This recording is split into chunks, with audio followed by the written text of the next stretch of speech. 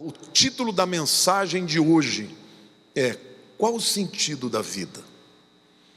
Dentro dessa série Cristianismo Simples. Queridos, todos nós fomos criados para viver num ambiente especial. Um peixe nadando é maravilhoso. Hoje eu estava vendo um documentário, ontem na verdade, de madrugada, sobre tubarões nadando no mar profundo. Que coisa majestosa, que animal lindo, né? Que peixe extraordinário. Um tubarão fora d'água morre. Uma águia voando é belíssima, andando na terra é desengonçada. Você e eu fomos criados para a glória de Deus, mas nós precisamos entender qual é o sentido da nossa existência. Por que fomos criados? Para que fomos criados? E se nós entendemos esse sentido, esse propósito, a nossa vida terá relevância, terá importância e terá também grandes realizações para o reino de Deus. Amém? Então, todos vocês que vieram aqui, ainda que Deus tenha chamados específicos para cada um de nós, todos nós fomos criados para um propósito, com um sentido. E eu quero ler então, nesta primeira mensagem, no Evangelho de João, capítulo 1, nos versículos 8 a 17. Quero fazer um pedido para você. Quantos aqui conseguem consagrar essa próxima hora para Jesus, desligando os celulares? Você consegue isso? Jura? Você não vai ter crise de abstinência não, né? Porque tem gente que, se não mexer um pouquinho, começa...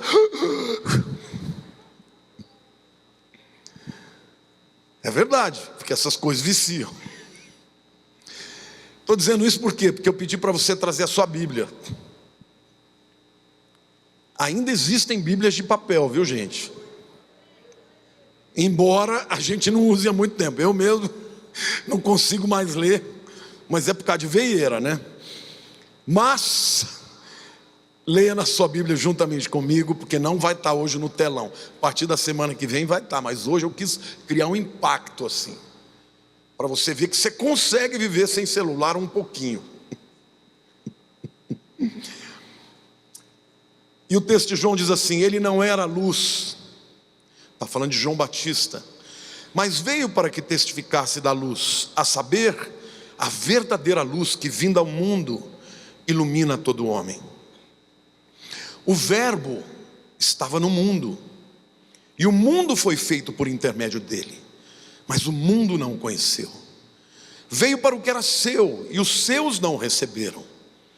Mas a todos quantos o receberam, deu-lhes o poder de serem feitos filhos de Deus, a saber, aos que creem no seu nome, os quais não nasceram da carne, ou do sangue, nem da vontade da carne, nem da vontade do homem, mas de Deus. E o verbo, Jesus, se fez carne, e habitou entre nós, cheio de graça e de verdade, e vimos a sua glória como do unigênito do Pai. João testemunha a respeito dele e clama: este é o de quem eu disse, é João falando de Jesus, o que vem depois de mim tem contudo a primazia, porque João era 6 meses mais velho que Jesus, porque já existia antes de mim. Porque todos nós temos recebido de sua plenitude, e graça sobre graça. Porque a lei foi dada por intermédio de Moisés, a graça e a verdade vieram por meio de Jesus Cristo. Qual é o sentido da vida?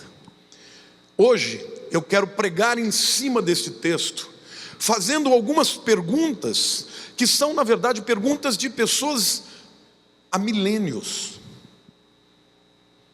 Perguntas que não importa de que cultura você venha, qual idade que você tenha, em algum momento você já fez esse tipo de pergunta para Deus. E essas perguntas na verdade têm a ver com o sentido da nossa vida. E ao perguntá-las eu quero trazer para vocês respostas do Evangelho, que são tão tremendas, embora sejam simples. Por isso, Cristianismo Simples é o nome da mensagem. de onde viemos?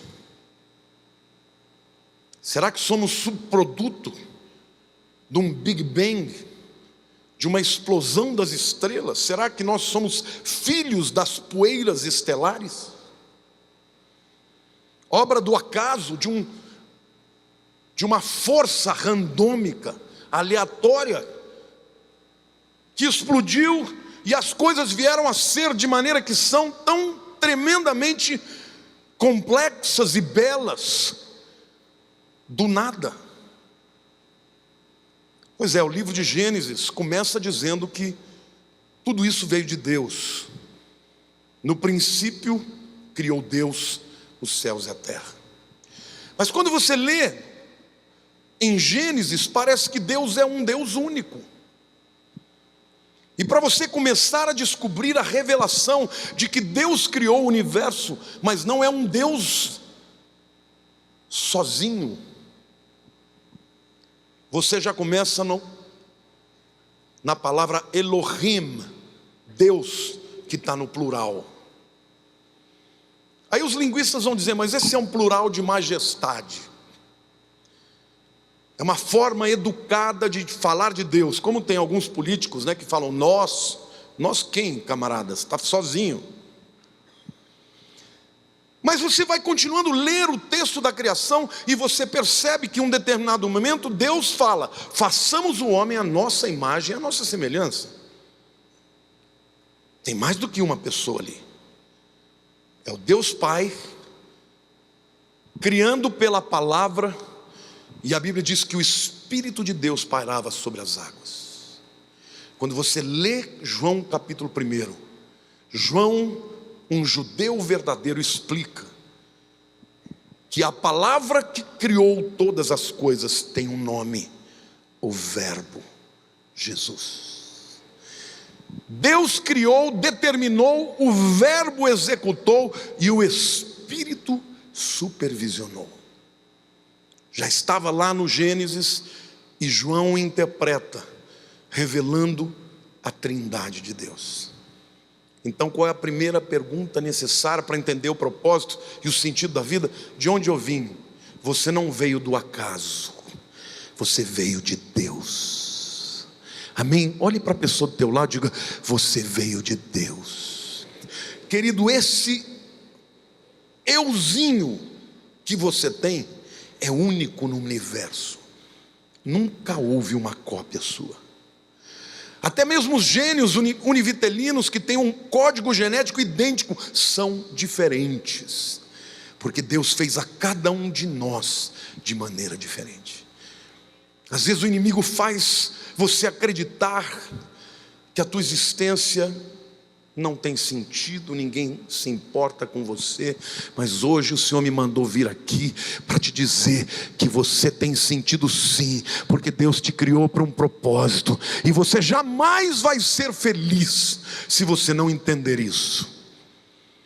Sinceramente eu fico muito intrigado como tem cristãos infelizes,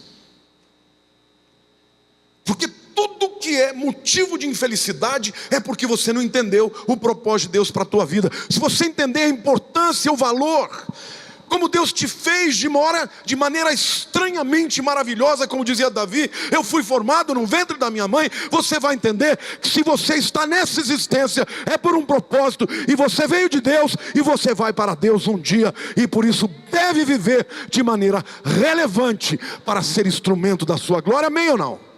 Amém, igreja? Portanto, de onde eu vim? A primeira pergunta que dá sentido à vida, diga, eu vim de Deus. Isso é tão lindo, porque se existe um ser perfeito e todo-poderoso que me criou, ainda que eu esteja num ambiente pecaminoso e imperfeito, a minha essência é maravilhosa, porque o Deus que me criou é perfeito. Qualquer coisa que o Van Gogh pintasse seria lindo, porque ele era um artista maravilhoso. Mas se os grandes artistas produziram obras chamadas de obras-primas. Você é uma obra-prima. Então não há motivo para você não encontrar sentido na tua vida. O sentido na tua vida não está na profissão, numa promoção, numa conquista. O sentido da tua vida está pelo fato de que Deus te criou por livre e espontânea vontade para ser instrumento da sua glória neste mundo. Então, você não vai encontrar sentido na tua vida num divã, ou num emprego, ou numa conquista financeira, ou numa resposta positiva de uma oração. Você vai encontrar se você descobrir o propósito da sua vida. A segunda pergunta que o texto suscita é: por que este Deus Todo-Poderoso, Ele teve que se encarnar, se tornar um de nós? Aliás, quando João falou sobre isso, porque os evangelhos foram escritos para públicos diferentes. Mateus foi escrito para os judeus, e o texto de Mateus é todo voltado para o povo judeu, para mostrar como ele era o Messias esperado. Marcos foi escrito para os romanos. Então o livro de Marcos é um livro repleto de milagres e de curas que mostram o poder de Jesus. Lucas foi escrito para o advogado de Paulo, Teófilo, quando este estava em Roma, quando Paulo estava em Roma preso. Ele escreveu também o livro de Atos, e é um livro que tem muito mais preocupações na exatidão dos detalhes. Lucas era um médico, era um cientista, vamos dizer assim. Mas João não. João morava numa cidade cosmopolita, a cidade de Éfeso, uma cidade pujante, e ao seu lado haviam muitos filósofos com perguntas e inquirições como essa: de onde eu vim? Para que eu existo? Não é isso? Então João e Deus nos presenteia com essa carta maravilhosa, repleta de respostas para as perguntas da nossa alma. A segunda pergunta: por quê Ele encarnou? Porque foi necessário. No versículo 14 desse mesmo texto que lemos, o texto diz assim: e o Verbo se fez carne e habitou entre nós, cheio de graça e de verdade, e vimos a sua glória, glória como a do unigênito do Pai. E nos versículos 8 e 9, o apóstolo João, falando do João Batista, disse: ele não era luz, mas veio para que testificasse da luz, a saber, a verdadeira luz que, vinda ao mundo, ilumina todo homem. Então fica claro que Jesus veio para iluminar o homem. Romanos 1:21 diz assim: porque tendo conhecimento de Deus, não glorificaram como Deus, nem lhe deram graças, antes se tornaram nulos nos seus próprios raciocínios, obscurecendo-lhes o coração insensato. Há muita gente cheia de sabedoria humana, mas com a visão obscurecida. A mente está obscurecida, porque rejeitam a fé. E quanto mais recebem da luz e rejeitam a luz, mais negra se torna a sua luz. Menos conhecimento, menos revelação, menos discernimento. Para que Jesus veio? Para revelar a glória de Deus. Glória fala da essência de Deus, quem Deus é. Glória fala de luz, de fulgor, de refulgência. Para que Jesus veio, querido? Para falar para você quem é Deus. Certa vez Filipe falou para Jesus: Senhor, mostra-nos o Pai. E Jesus falou: Filipe, quem vê a mim, vê ao Pai. Quantos aqui querem saber como é o coração de Deus? Estudem na Bíblia o coração de Jesus, porque Ele veio para revelar o Pai. Amém? Então aquele Deus transcendente se torna um Deus imanente. Aquele Deus distante passa a andar no nosso meio. Foi para isso que Ele veio, para que o homem que não conhece a Deus, porque o pecado separou o homem de Deus, pudesse novamente entender quem é Deus E isso aconteceu através de Jesus. Agora, que coisa tremenda, né? O Criador dos céus e da terra veio ao mundo e teve gente que não o recebeu. Você conhece alguém para quem você pregou muito e a pessoa não quer de jeito nenhum? Conhece alguém assim? Tem ou não tem? Tem gente hoje assim? Sempre teve e sempre terá. E a Bíblia diz lá no versículo 10: o verbo estava no mundo e o mundo foi feito por intermédio dele, mas o mundo não o conheceu. E no versículo 11: veio para o que era seu e os seus não receberam. Olhe para a pessoa do teu lado e diga: você é um felizardo. Se você creu e você recebeu, você é um felizardo. Porque tem gente culta que ouve a gente pregar e parece que está olhando para o mundo, fica com uma cara de abacate, não entende. Com toda a inteligência do mundo, olha e fala: esse povo é doido. Eles vão ver quem é doido depois. Diga assim: eu já criei. Querido, você já creu em Jesus? Você já abriu teu coração para Ele? Você é um felizardo. Teu nome está escrito no livro da vida. Os seus pecados foram perdoados. Você deixou de ser um bastardo e se tornou filho de Deus. Amém? Glória a Deus, irmãos. Foi para isso que Jesus veio. Para revelar ao mundo um Deus maravilhoso. Um Deus que não tem prazer na morte do ímpio, ao contrário, que ele se arrependa e viva. Um Deus que não veio para condenar, mas para salvar. Agora, você que é um cristão, não pode andar nesse mundo com cara de abacate. Não sei porque eu usei abacate. Podia falar cara de bucha, de maracujá. Você tem que andar nesse mundo, irmãos, com cara de manga, doce, saborosa, suculenta. Por quê? Porque é isso que você é. Um filho de Deus. Amém? O que dá sentido à vida, então, descobrir o propósito da nossa existência. E a gente só descobre o propósito da nossa existência quando a gente descobre que nós precisamos nos tornar filhos de Deus. Antes de você ser de Jesus, você era como um peixe fora d'água. Foi criado para ter comunhão com Deus, mas não tinha comunhão com Deus. Pessoas que vivem neste mundo sem ter uma relação especial com Deus, jamais serão plenas e felizes.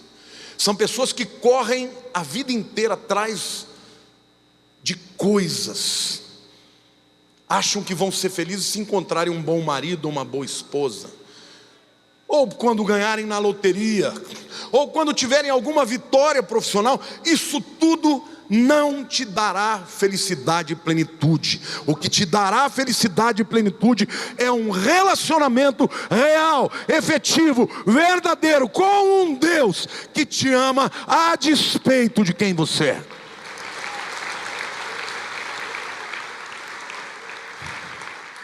Porque, queridos, todo mundo sabe que a maior necessidade do ser humano é amor. E a única pessoa que te ama incondicionalmente é Deus. Ninguém, nem marido, nem mulher, nem pai, nem mãe te amam incondicionalmente. Se você pudesse se revelar quem você é, nem o teu pai ia te amar. Mas o Pai que está no céu, Ele sabe tudo de você e Ele te ama assim mesmo. Então, se você, meu querido, está vivendo uma vida sem relevância, achando que a tua vida não tem sentido, é porque o que está faltando para você ou é entregar o coração para Jesus, ou é viver para Ele todos os dias. Aliás, tem uma música que nós cantamos aqui que é a minha realidade. Só de ouvir tua voz e sentir teu amor, só de pronunciar o teu. Querido, a hora que fala Jesus, eu começo a chorar. Sabe por quê? Porque eu me sinto tão amado por Ele, tão amado por Ele. Eu falo para Jesus: eu te amo, Jesus, porque o Senhor me amou primeiro. Eu sinto o amor dele na minha vida. Todos os dias eu falo para Ele. E eu fico imaginando como vai ser o céu. Vocês já imaginaram quando você chegar lá, na presença dEle, e aquele olhar de calor, de amor, de aceitação, sabendo quem você é e quem eu sou? Você nunca encontrará sentido na sua vida se você não entender que você precisa de um relacionamento com Deus. E a Bíblia diz, esse texto diz lá nos versos 12 e 13: mas a todos, olhe para o teu irmão do lado e fala: todo mundo, todos quanto receberam, deu-lhes o poder de serem feitos filhos de Deus, a saber, os que crerem no seu nome, os quais não nasceram do sangue, nem da vontade da carne, nem da vontade do homem, mas de Deus. Então, querido, o sentido da sua vida não está no teu pedigree, porque nesse mundo as pessoas olham para você por aquilo que você é, a importância que você tem. Quando fala do sangue, que não nasceram do sangue, o povo judeu era um povo que era marcado pela sua nacionalidade para ser um povo de Deus. E as promessas que Deus fez a Abraão, Ele vai cumprir todas elas. Mas nascer de novo não bastava ser filho de Abraão.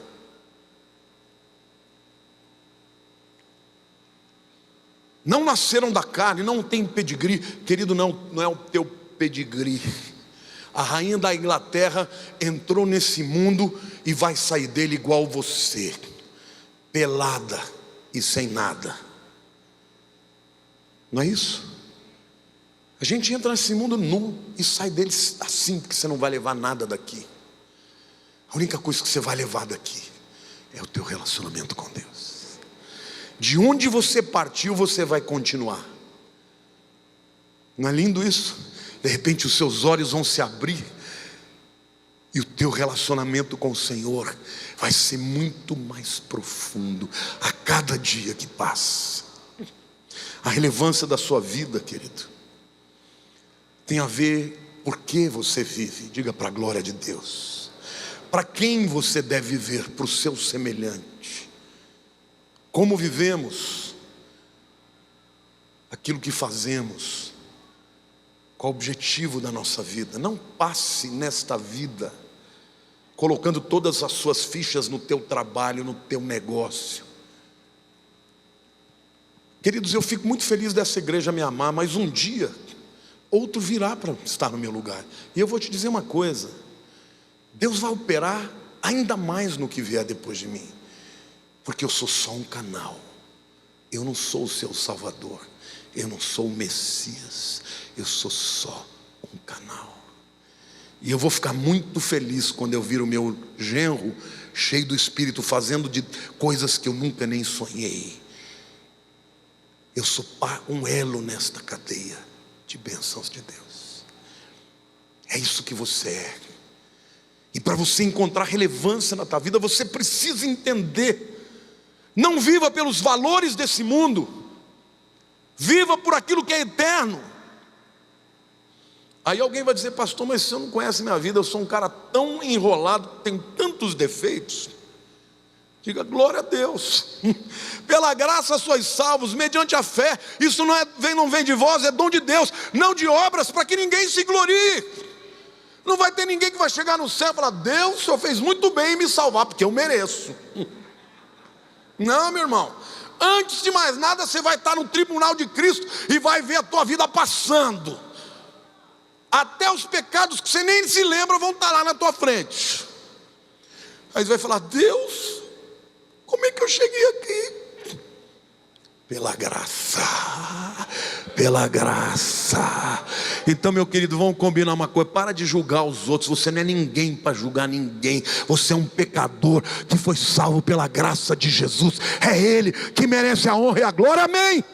Deus te chamou, não te chamou para julgar ninguém. Deus te chamou para ser um portador da boa notícia, do evangelho da graça e da salvação. Somos imperfeitos. Eu li, durante esse período de férias, eu li um livro muito interessante chamado The Gift of Imperfection. O dom, ou os dons, The Gift of Imperfection, os dons da imperfeição. Eu achei interessantíssimo o título, por favor, lê esse livro. E num dos capítulos, o capítulo falava sobre coragem, compaixão e conexão. E eu fiquei pensando, como isso é a pura verdade. Quando eu vejo uma pessoa assim, se achando, irmãos, apontando o dedo para os outros, falei, coitada dessa pessoa, vai sofrer. Olhe para o teu irmão e diga assim: quando você vê alguém julgando, tenha pena, porque vai sofrer. Sabe por quê, meu irmão? Porque a gente é humano e a gente aprende quando sofre. Eu vou dar um exemplo. Quem é que já teve câncer? Fica de pé. Estou vendo que vocês foram curados. Está todo mundo bem, né? O que você sente quando você vê uma pessoa que está com câncer? Você não tem compaixão? Você não fica com vontade de dizer, fica firme, você vai passar por isso, vai se livrar dele? É ou não é? Porque seu corpo é imperfeito. Você passa a ter compaixão por aquele que sofre. Obrigado, pode sentar. Quando alguém passa por um problema, uma acusação injusta, qualquer coisa que você passe, que é resultado dos teus erros ou da imperfeição do teu corpo, da tua vida, você não julga mais, você se compadece. Não é isso? Eu me lembro de uma pessoa que via criança gritando e berrando e falava, esses pais não educam essas crianças, queria ver uma criança dessa na minha mão. Aí ela teve o filho dela, e a filha dela era mais gritona do que todo mundo.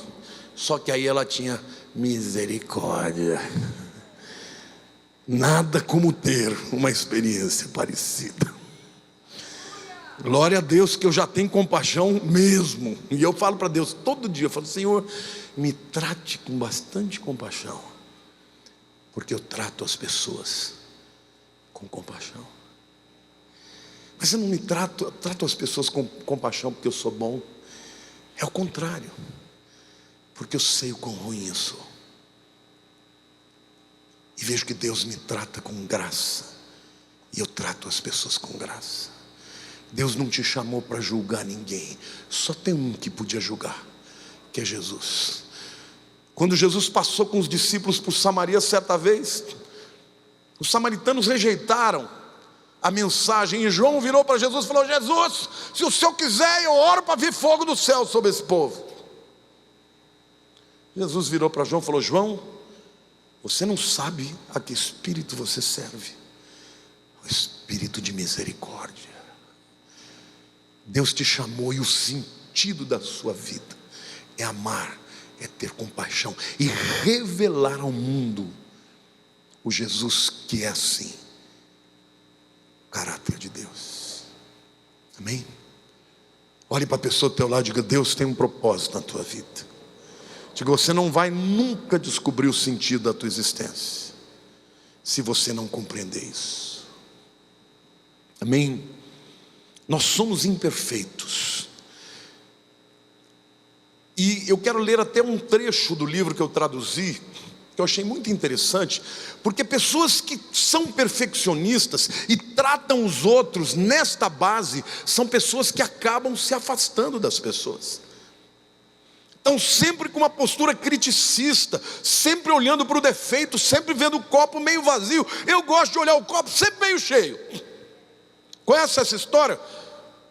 Você vê um copo que está pela metade, o pessimista vai olhar e fala, ih, está meio vazio. O otimista fala, oba, está meio cheio, daqui a pouco ele enche. Quem é você? Eu quero te dizer que se Deus entrar na tua vida e Ele tiver a autoridade de transformar o teu coração, você vai ser uma pessoa de graça, de misericórdia, de fé, e a crítica vai sair do teu coração. Porque o primeiro a merecer condenação é você, depois de mim. Claro que eu estou aqui no púlpito. Ela escreve assim: ter o controle da nossa história pode ser difícil, mas nem de longe se compara com a dificuldade de passar a vida fugindo. Porque gente perfeccionista não se abre, não se revela, não se mostra, quer ser vista como perfeita, e o preço disso é se esconder.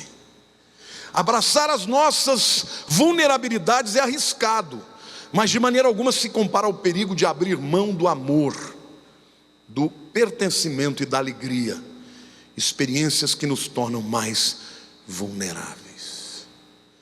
Somente quando temos a coragem de explorar as nossas trevas é que descobrimos o infinito poder da luz.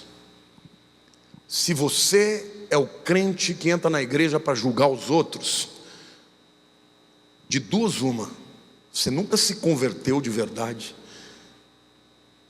ou está precisando de uma reconversão.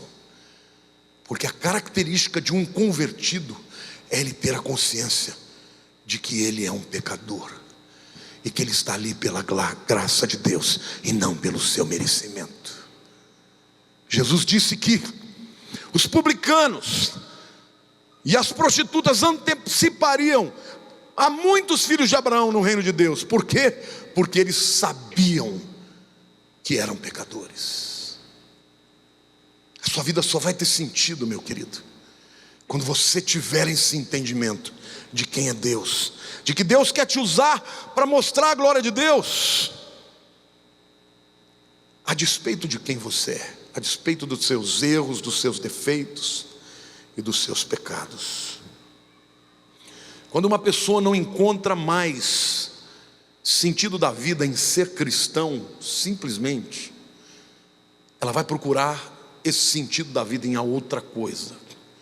Vai procurar numa mulher, num marido, numa conquista financeira. E eu quero te dizer uma coisa: nada disso vai te dar plenitude de vida. Amém? Nada disso. Quantas pessoas você conhece que morreram no auge porque a vida estava destruída? Michael Jackson, um jovem brilhante, um gênio, que não conseguia dormir sem barbitúricos. Quantos artistas, pessoas famosas, no topo da fama, tira a vida? Amy Winehouse, outros que você conhece, Elvis Presley, pessoas que procuraram a fama e a glória e descobriram que isto não traz plenitude. Aquilo que os simples já descobriram: Jesus na minha vida, Ele dá sentido para a minha vida. Amém? Glória a Deus. Você pode aplaudir o Senhor?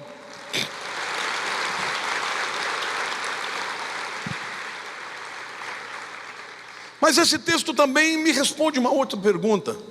Tudo bem, pastor, você está dizendo para que eu encontre sentido, eu preciso me tornar um filho de Deus. Mas como é que isso é possível? O que a Bíblia diz sobre você se tornar um filho de Deus? E os versos 11 a 13 diz: veio para o que é seus e os seus não o receberam, mas a todos quanto o receberam. Diga lá para a pessoa ao teu lado: veja aí, receber. Deu-lhes o poder de serem feitos filhos de Deus, a saber, os que creem no seu nome, os quais não nasceram da carne. Diga assim: filho de crente não é crente, filho de salvo não é salvo. Salvação não é transmitida no DNA. Os quais não nasceram da vontade da carne. Deixa eu dizer uma outra coisa para você. A palavra de Deus está dizendo claramente que a sua inclinação não é para o bem, é para o mal. A tua carne nunca vai te levar para Deus, sempre para longe dele. Então não tem ninguém aqui que um belo dia, disse assim: eu sou pecador, eu reconheci isso, eu quero ser filho de Deus. A minha carne me manda para isso. Não, a tua carne vai mandar sempre para o pecado. Você não nasceu nem do sangue, não é pedigree, nem da vontade humana. E ele diz, nem da vontade do homem. Puxa vida, então como é que isso acontece? Lá na eternidade, a Bíblia diz que Deus te conheceu. E aos que conheceu, predestinou. E aos que predestinou, chamou. E aos que chamou, justificou. E aos que justificou, glorificou. Queridos, eu não vou entrar nessa discussão teológica, se é calvinismo, se é arminianismo, se eu que escolho ou se Deus que escolhe. O que a Bíblia diz que Deus lá na eternidade falou: eu vou criar aquele indivíduo e eu vou tornar ele meu filho. Porque a Bíblia diz que é pela vontade de Deus. Deus te escolheu e Ele te ama, e Ele desejou fazer de você um filho. Tem muita gente que deseja um filho, só que quando o filho nasce, não é bem aquilo que ele queria. Tem gente que deseja uma menina e nasce um menino. Tem gente que deseja um filho bonito e nasce um feinho. Não é? Os pais humanos podem nos rejeitar, irmãos. Você foi feito igualzinho Deus queria. Ele desejou. Você entrou nesse mundo porque Ele assim quis. E um dia Ele falou: eu vou fazer desse que eu fiz nascer no mundo físico, eu vou tornar meu filho, e eu vou adotá-lo. E Ele vai simplesmente abrir os braços e dizer: eu o recebo. Quantos aqui receberam? Pela vontade de Deus que isso aconteceu.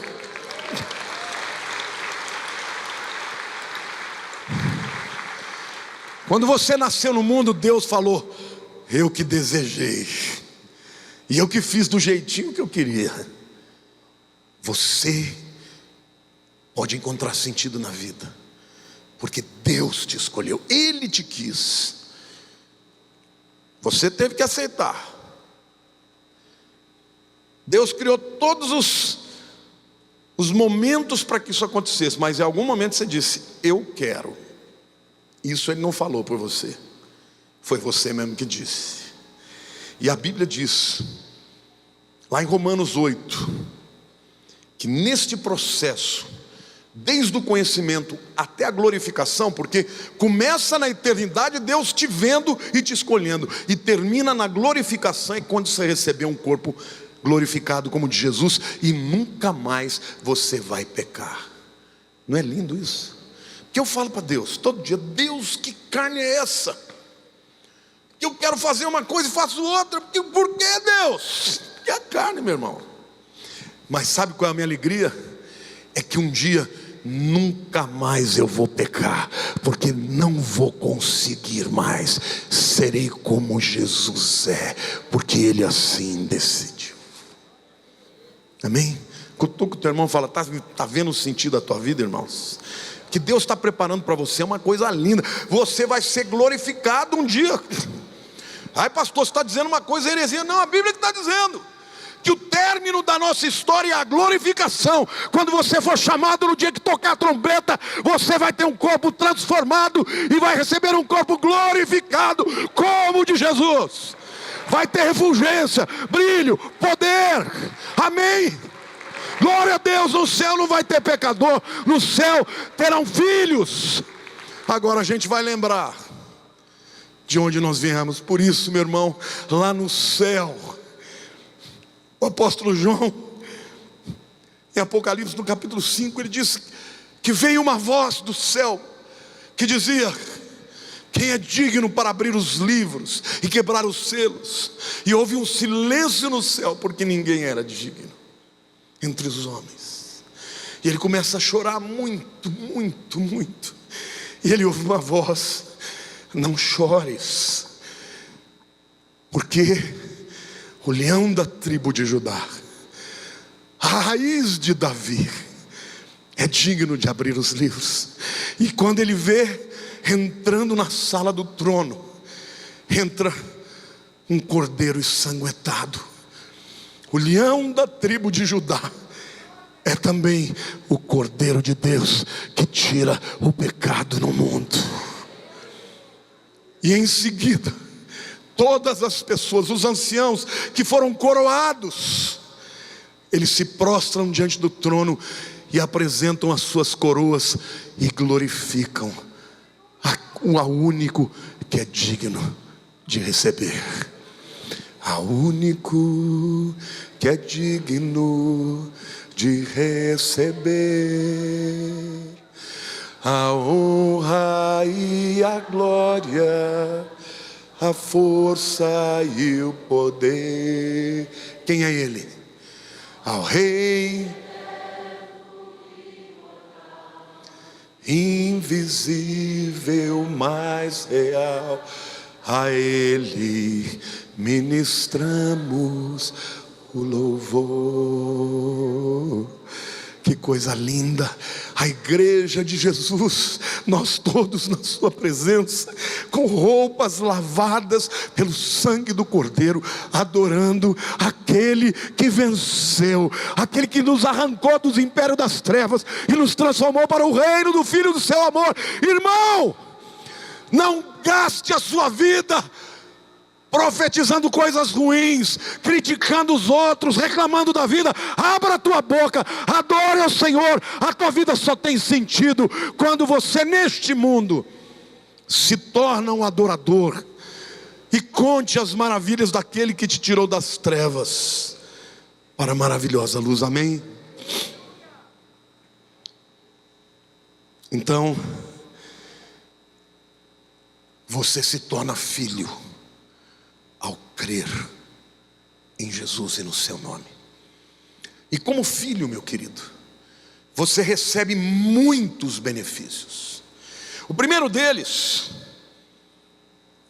é o acesso à presença de Deus sempre. Efésios 3, 11 e 12, aliás, eu vou ler dois textos que Paulo usa para fazer uma comparação ao período ritualístico do judaísmo. E ele diz assim: segundo o eterno propósito que estabeleceu em Cristo Jesus nosso Senhor, pelo qual temos ousadia, coragem e acesso com confiança, mediante a fé nele.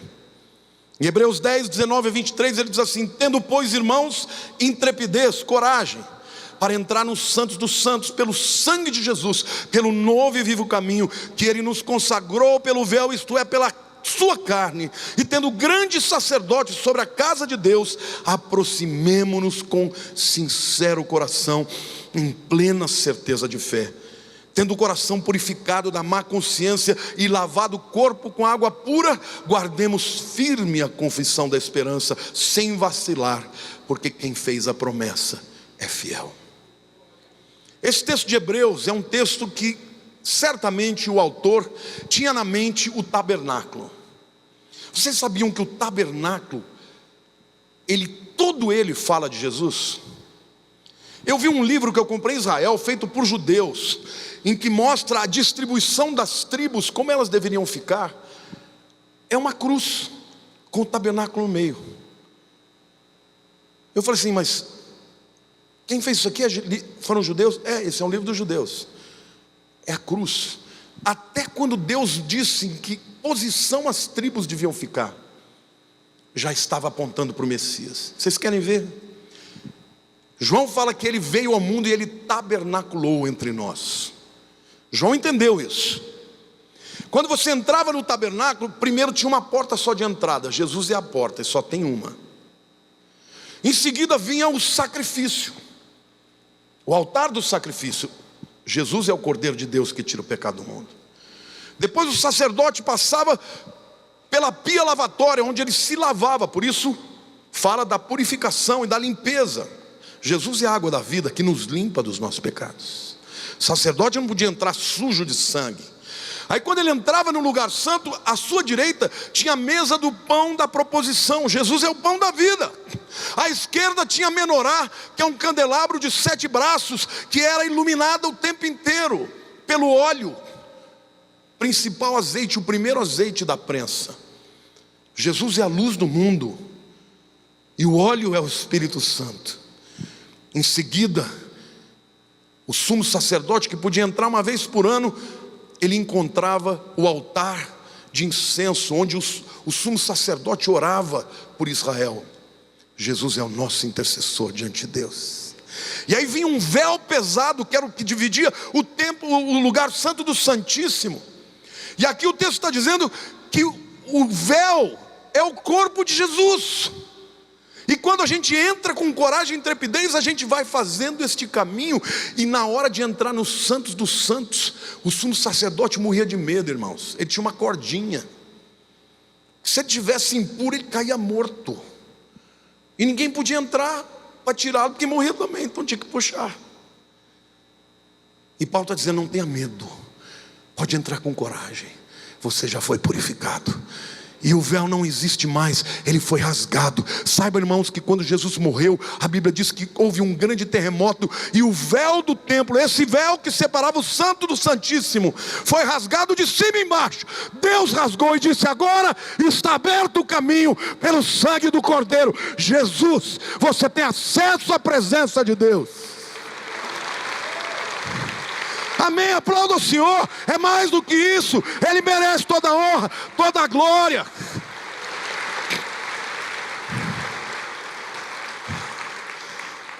Que coisa tremenda, irmãos, que coisa linda você receber essa revelação.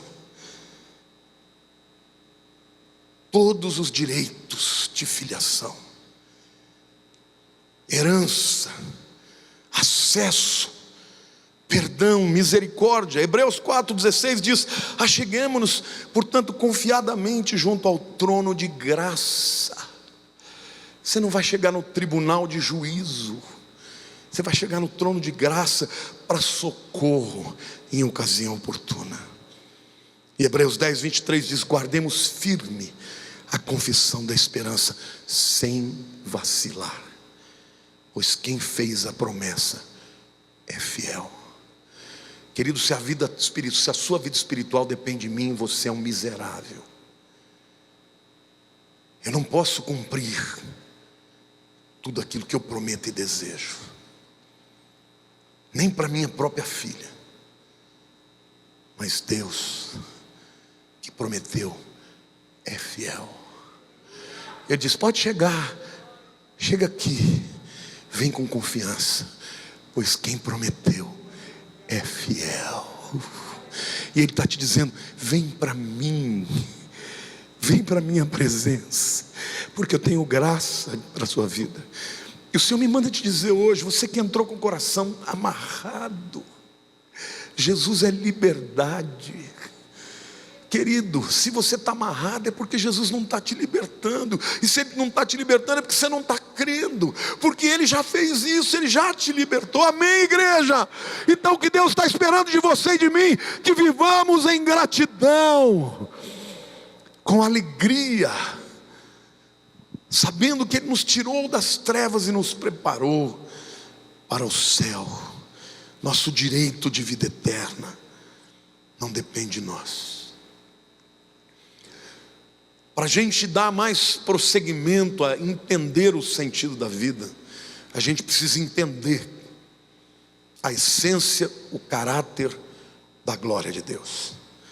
João 14 diz assim: e o verbo se fez carne, diga Jesus, e habitou entre nós, cheio de graça e verdade, e vimos a sua glória como do unigênito do Pai. Cheio de quê, irmãos? De graça e verdade. Deus é um Deus gracioso. Deus não te chamou para ser juiz de ninguém. Deus te chamou para ser portador de graça. Eu não estou dizendo com isso que o Evangelho deixa as pessoas viverem no pecado na boa. O pecado sempre vai te levar à morte. O pecado sempre vai roubar algo de você. Mas eu estou te dizendo que a graça de Jesus que vai te atrair para uma vida de vitória. Quando você entende isso, não fica pesado viver como crente.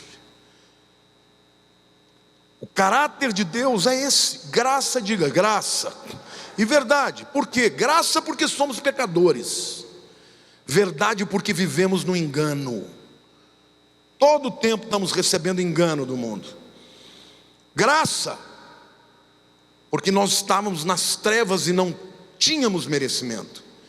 E verdade porque Deus é luz e nele não há treva alguma. Ele sempre será verdadeiro com você. Graça porque Jesus aceita os homens a despeito dos seus pecados. Aliás, a Bíblia diz que Deus prova o seu amor para conosco pelo fato de Cristo nos ter morrido por nós, sendo nós ainda pecadores. Ninguém nesse mundo tem esse amor por você. Se você é uma esposa, experimenta ser uma esposa ruim, teu marido vai meter um chifre na tua cabeça. Se você é um marido que só critica a tua mulher, você vai matar o amor dela. Mas você pode ser o pior bandido, o pior pecador, e ainda assim Deus te ama e sempre vai te amar. Então, quando você se despe dessa roupa de fariseu e passa a olhar para você como você realmente é, a vida tem mais sabor. Jesus disse: quem muito foi perdoado, muito ama. Então, quando você vê uma pessoa apaixonada por Jesus, sabe de uma coisa: ela sabe do quanto ela foi perdoada. Eu me sinto assim todos os dias, amado por Ele. Por isso que eu amo. E é isso que Deus está te chamando hoje. Essa é a razão dessa nossa existência nessa vida. É viver onde for que você for chamado, em qualquer lugar, existe alguém que carece do amor de Deus. Às vezes a pessoa está lá no topo, tem dinheiro, tem fama, tem conquistas, mas é vazia porque não se sente amada.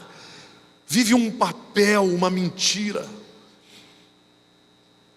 Se você sentir a graça de Deus e o amor de Deus, você sempre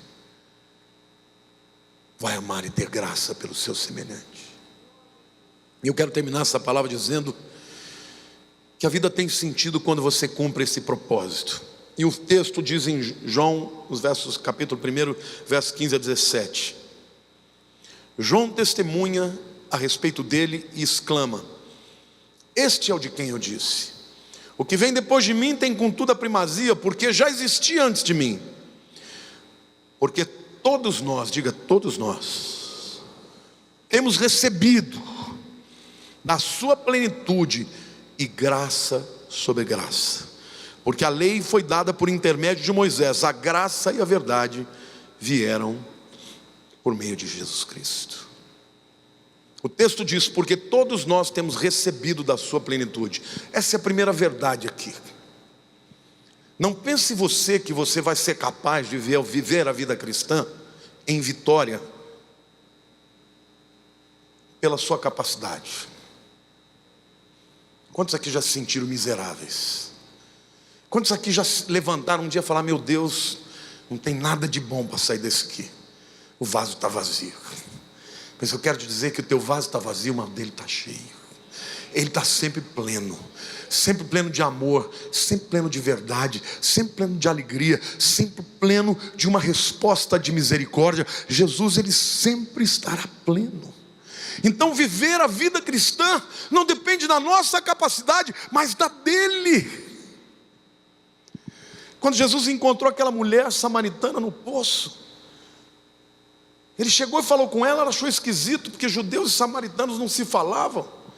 Os judeus nem passavam por Samaria, porque eram idólatras.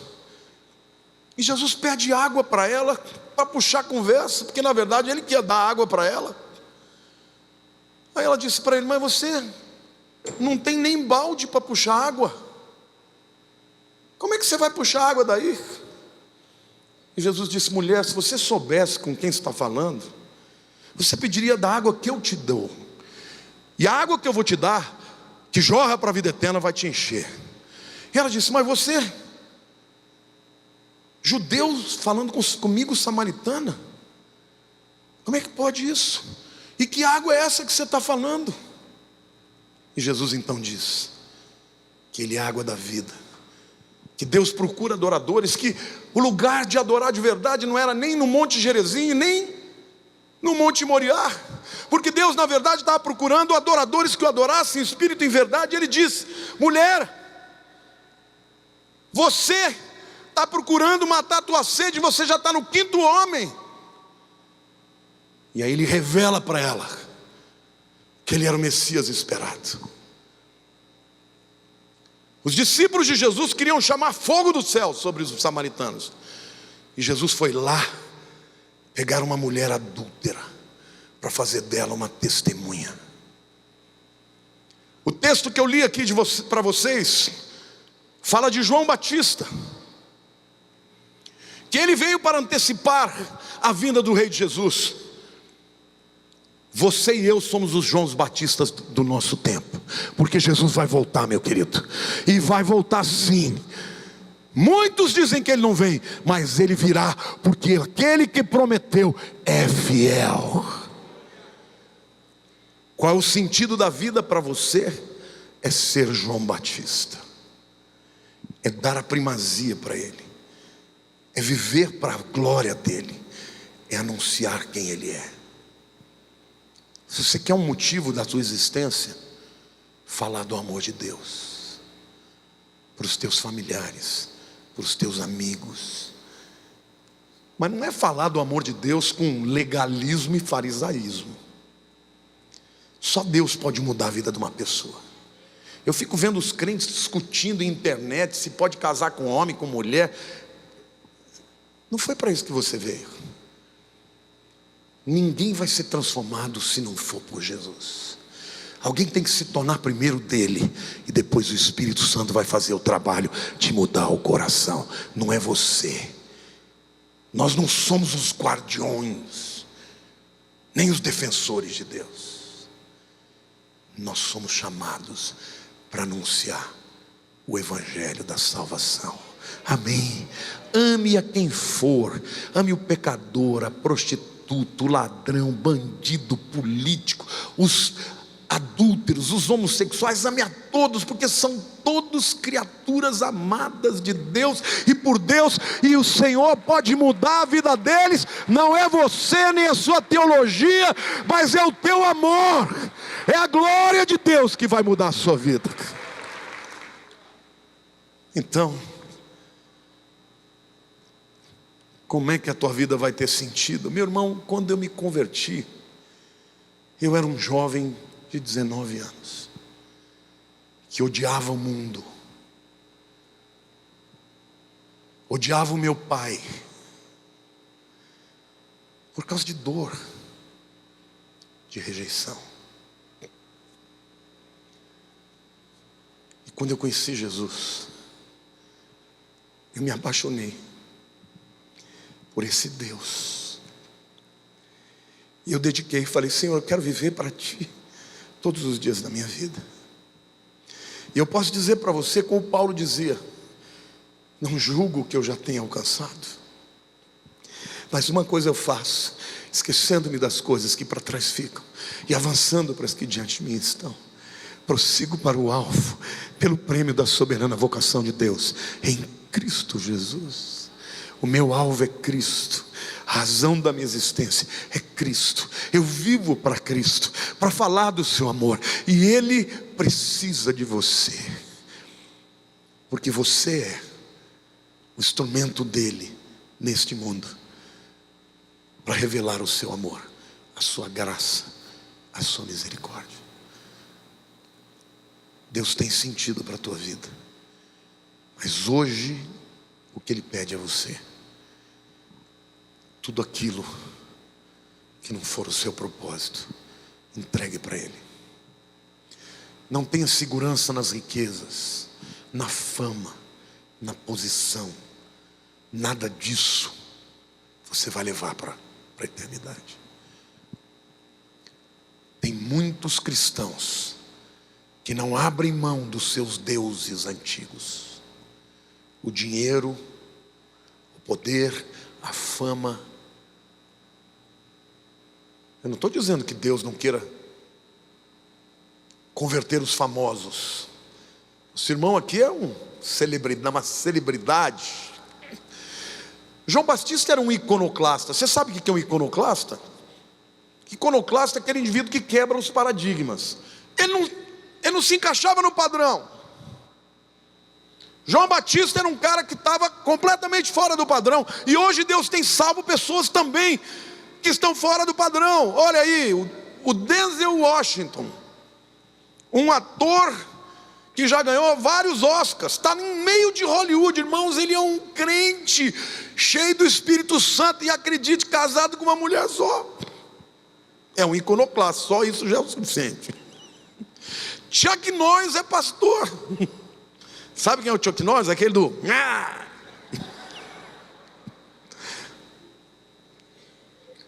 Pastor. George Foreman, campeão mundial de boxe, pôs muita gente para dormir, hoje está acordando as pessoas falando de Jesus.